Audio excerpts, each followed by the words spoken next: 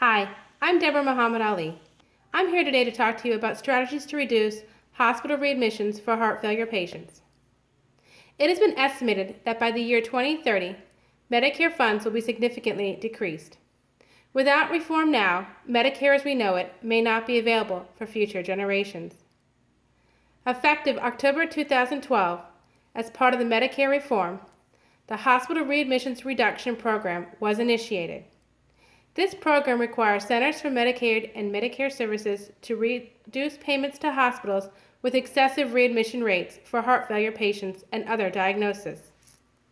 New advancements in healthcare have led to increased life expectancy. This increase in life expectancy, as well as an aging baby boomer population, has led to unforeseen financial stress on the Medicare system.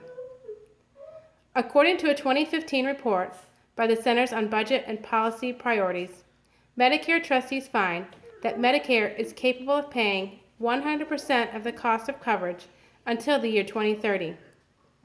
By 2030, incoming taxes and revenue will remain sufficient enough to cover only 86% of the Medicare hospital cost. And by the year 2050, it will only be sufficient enough to cover 80% of Medicaid hospital costs. Facing financial strains and concerns for its future, Medicare set out to reform its policies on reimbursement of services in hopes of relieving future financial burden. Under the Obama administration, the Affordable Care Act was initiated. In October of 2012, Section 3025 of the Affordable Care Act added Section 1886Q to the Social Security Act, establishing the Hospital Readmissions Reduction Program. This program was aimed to reduce reimbursement payments made to hospitals for heart failure and other patients within 30 days of discharge. Let's start with a brief overview of heart failure. Heart failure is a dysfunction of the heart in which the muscle wall has weakened and is no longer able to effectively pump blood out of the body. Because the heart is unable to pump blood effectively, patients will experience a variety of symptoms such as fatigue, weight gain, and shortness of breath, which is typically the presenting complaint upon arrival to the ER. There are several causes of heart failure, including hypertension, heart attack, and cardiomyopathy. It is a chronic condition that can be managed, but if not managed properly, heart failure can be fatal. Because it is a chronic condition that worsens over time, many patients may require frequent hospital readmissions. In a study published in the Journal of American Medical Association, January 23, 2013 issue, readmission rates for heart failure patients were examined between 2007 and 2009. The study concluded that out of 1,330,157 Medicaid claims for heart failure patients, 329,308 patients were readmitted within 30 days. That's approximately 24.8%. Of those 329,308 patients, 31% were readmitted within 0 to 3 days, 33% were readmitted within 0 to 7 days, 34% were readmitted within 0 to 15 days, and 35% were readmitted within 0 to 30 days. In recent years, Medicare has been examining these frequent readmissions, which led them to change their policies regarding readmissions.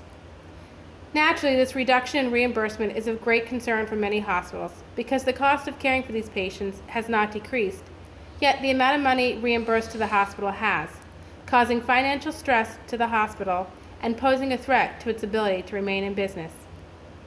Faced with new policies regarding reimbursement, many hospitals are adopting new approaches to proactively managing readmissions. Today we will discuss some of these important strategies being employed by hospitals across the country today in an effort to reduce these admissions. These strategies include core measures, education, transition of care nursing, and follow-up. Let's explore these strategies. In 1989, Joint Commissions assembled a team of medical professionals to examine certain common medical conditions that were considered high risk for complications and readmissions. Their goal was to look for best ways to improve patient outcomes and to reduce the risk of complications. The team adopted a set of core measures for 3 common medical conditions: acute MI, pneumonia, and heart failure. These core measures have been useful in improving patient outcomes. For this lecture, we're only focusing on the core measures for heart failure. Upon every heart failure admission, a core measure pathway is initiated. Currently, the core measures for heart failure include prescribing an ACE inhibitor or an ARB and a beta blocker. ACE/ARBs are medications that block angiotensin, allowing the blood vessels to relax, as well as release water and sodium through the urine. This reduces the strain on the heart muscle and allows it to rest. Beta blockers should also be prescribed. Beta blockers are drugs that work with the heart to slow the heart rate down and reduce its demand for oxygen. This drug combination allows the heart to rest and may hopefully improve cardiac function. Another important measure for treating heart failure is the evaluation of the left ventricular function, known as the ejection fraction. The ejection fraction refers to the amount of blood ejected from the left ventricle of the heart with each contraction. A normal EF should be between 50 to 60%. It is imperative that any patient whose EF is less than 40% be closely monitored on a drug regimen that includes an ACE inhibitor and a beta blocker. This leads us to our next strategy, education. We need to be proactive in educating not only our patients, but their family and caregivers. Patients need clear instructions on diet. Diet should be low salt and low fat. Patients and caregivers should also be educated to weigh patients daily. Proper weight should be done at the same time every day on the same scale, and any weight gain greater than 3 pounds should be reported to a physician. Patients should be educated on their medication routine, their side effects, and the purpose of their medication. These are all important key factors in medication compliance. Assess the patient's financial resources as well. Patients on a fixed income may have difficulty in purchasing their prescriptions. A case manager can assist these patients with community resources and assistance programs that will help facilitate compliance. Teach-back education is the most effective means of education. This means asking the patient to paraphrase what they have learned to assess their level of understanding. Many hospitals are hiring nurses in a new role called transition of care nurses. Their job is specific to monitoring, educating, and following up with heart failure patients throughout their hospital stay and beyond.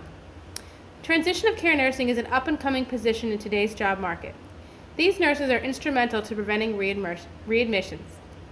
They make follow-up calls to the patients weekly until the day 30 mark and monitor their health remotely and reinforce their education. This brings us to our final piece, follow-up. Follow-up after discharge is important to monitor patients' health and to correct any changes before it becomes a crisis requiring rehospitalization. Studies have shown that follow-up with a physician within 7 days of discharge can prevent readmissions. Follow-up is also conducted by home health nurses in the community and by the transition of care nurses. These follow-up visits and calls monitor medication compliance, changes in weight, and reiterate education. Many hospitals have also sent out representatives to nursing homes and rehabs to improve and reinforce education with the staff to ensure better treatment and compliance. In closing, heart failure is a chronic condition which is difficult to manage, but it's not impossible. While there's no clear-cut way to prevent all hospital readmissions for heart failure, with these strategies we can hope to reduce the number of readmissions and relieve some of the burden on Medicare, and hope to preserve its funds for future generations. Thank you.